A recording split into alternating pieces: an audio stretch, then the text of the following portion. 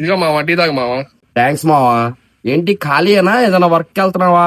లేదురా, ఎక్కడికి వెళ్ళినా 10,000 15,000 జీతాలు. ఏం చేస్తాం? అబ్బా, ఏం పెట్టావురా టీ? ఒక పంచే టీ క్యాంటీన్ పెట్టారా? ఏంట్రా టీ క్యాంటీనా? ఎంత పెట్టుబడి పెట్టాలో తెలుసా?